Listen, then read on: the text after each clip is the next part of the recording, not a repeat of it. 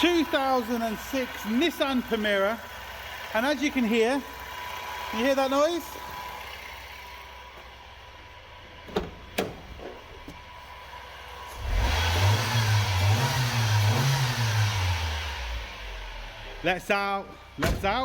Let's find out what it is without stripping anything.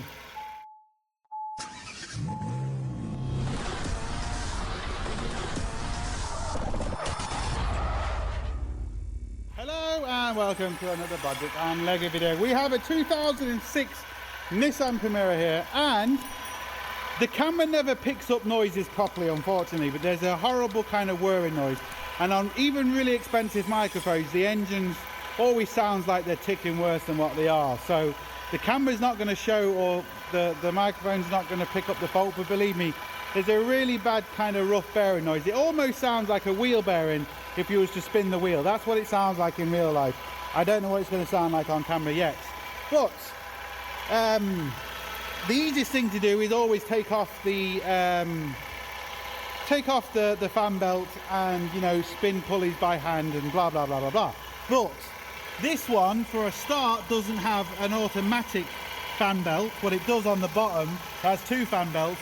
One of them is a manual fan belt, one of them is an automatic, and it's in a really awkward spot to get to. And if you're like me and lazy and can't be asked to do it, well, when you got the tools, why not cheat? I think it's the water pump, but again, I could be wrong, but let's see if I'm right. So, is it the alternator? Well, let's check.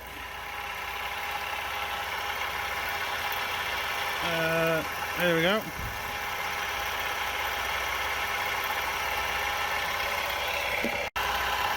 Right, the alternator is charging. It's good. Alternator pulley is good. Let's get to the tensioner pulley down there. Yeah, tensioner pulley's good. Now, see if I can get you in here on the water pump. Look at that. Look at the heat behind the water pump. Oh, the pulley is just in front of it, but look at how hot it is. You see that?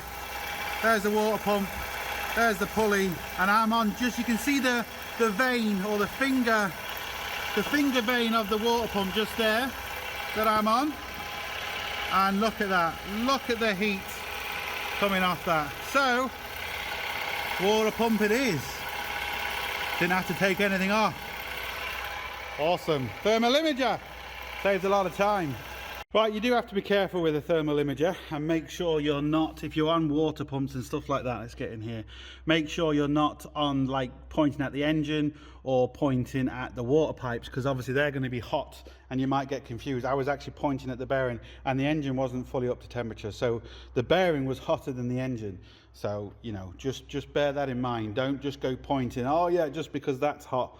You know, you might be pointing on a water pipe, you might be pointing on the engine block, and then, you know, your readings can kind of go from there. But you could see from the thermal imager, you know, I was pointing at just behind the back of the fan here, which is the water pump, and the engine wasn't glowing, but just this little part of the water pump was. So you could tell, you know, quite quickly, in this case, it was the water pump.